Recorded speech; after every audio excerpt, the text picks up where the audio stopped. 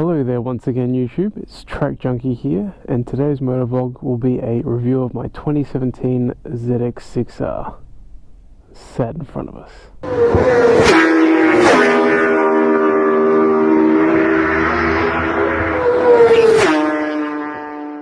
So we'll start off with the basics. This is a Japanese inline 4.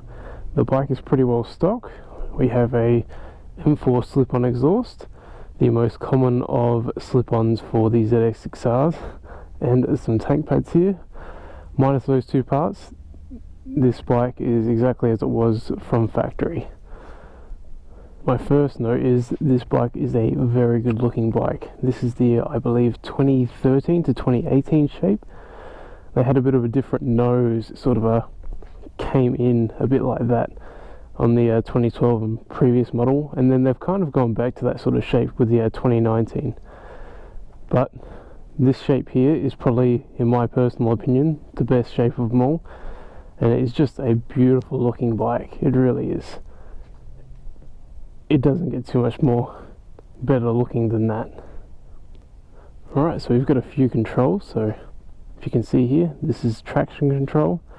This is the power mode. There's two power modes, three settings for traction control: low beam, high beam, indicators, horn, the passer, or which is basically just flashes high beam, clutch, brake, kill switch, starter, and then the gauge is there. So a pretty standard layout for a super sport, and it works. There's no need to change it. So you'll find a similar layout to most 600cc style bikes these days. The mirrors are often a tricky part of a super sport or any sports bike. They either work or they don't. I think Kawasaki's done a good job with these mirrors. It's really hard to make them look good on any sport bike, but they don't look bad, and they function quite well as well.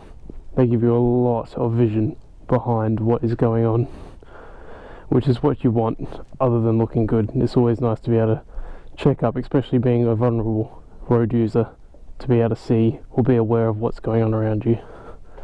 What is that? Is that my... Oh, I've ripped it. I've been looking for this tea bag all morning. How did it get there? What's going on here?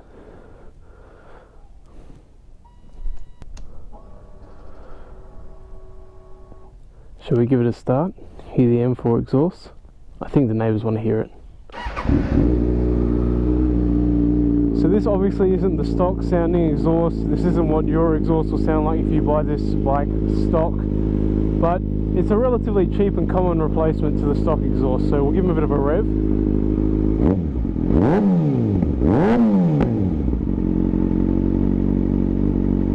It's pretty good.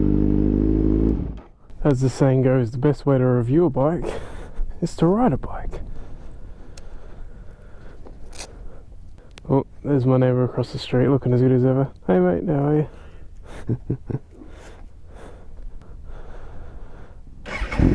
I don't think he likes the bike that much. So the first thing that you notice about any bike when you first get on it is the positioning of your body. This is a super sport bike, so it's typically aggressive and not overly comfortable. Now, the Kawasaki ZX6R, particularly the 2017 model I'm riding now, is aggressive, but it's not as aggressive as, say, the R6, the Yamaha R6. They are really forward aggressive. This bike here, you definitely push forward over the bars, but there's a bit of a upright factor to it, slightly. Maybe not as, say, user-friendly as a Honda CBR or maybe a Triumph 675, but the overall pattern to from the seat height to the pegs to the handlebars is not too bad. Not too bad at all. So maybe over long distances it's going to be quite uncomfortable. If you own the bike like myself and ride it most days, you will get used to the positioning and it won't be so bad, but for a first impression it is going to be a bit uncomfortable. your legs wrap around the tank quite nicely. It is a wider tank, but that's pretty typical with most 600cc style bikes. The only one that doesn't really have a wide tank is the Triumph 675. But your legs wrap really nicely around this tank, and it does help for you to move the bike around. On that same note, this bike is very easy to flick around. Very comparable to say a lighter style bike. There's not much effort to throw this bike around, and that's pretty typical of a super sport. Once again, they're meant to be, well, they're not meant to, but they are very much built to be handled aggressively and thrown into corners. So if you want to push this bike around the twisties, it'll be right there with you. Don't you worry about that.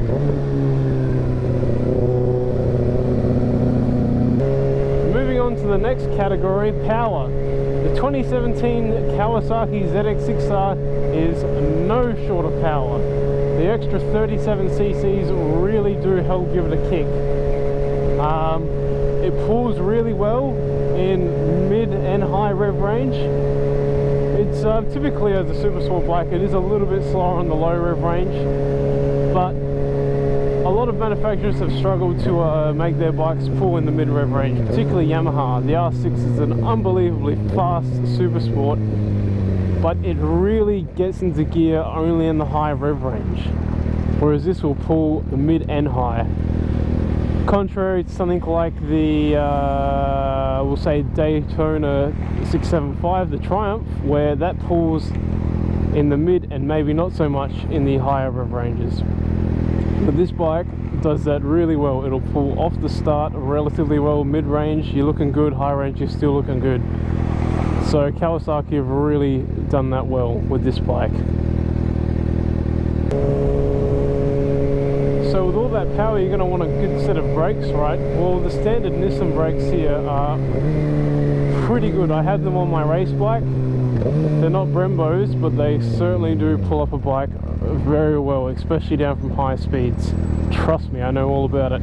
Tail and bend, turn 1, braking down from 250 clicks. Nissan brakes do the job. So another, you wouldn't call it a generic brake caliper, but you know, hold a second.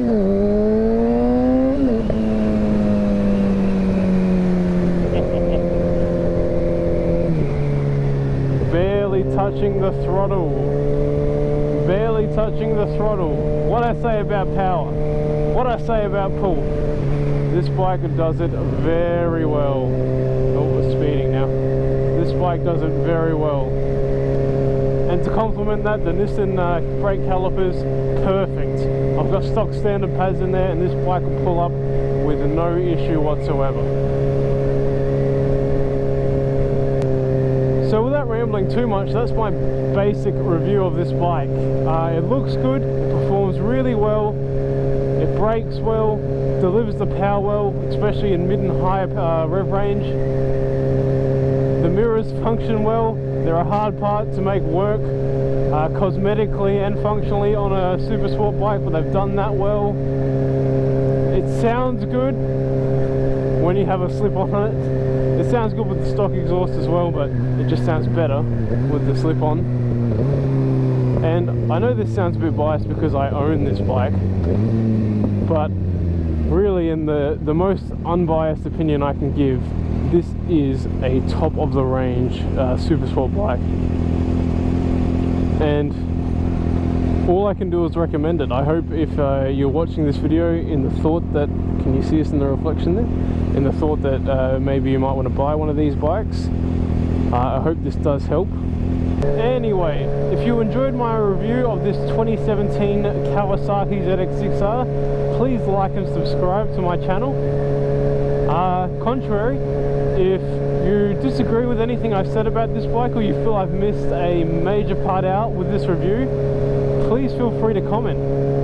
And that really goes for anything. As I've said many times, if you want to see something from Track Junkie Jackson, feel free to comment and I'll see what I can do to accommodate that. Unless there's something like right off the end of a jetty, because Track Junkie cannot afford another insurance claim. I'm sorry. I am this far from being broke. So no more crashes. No more crashing for Track Junkie.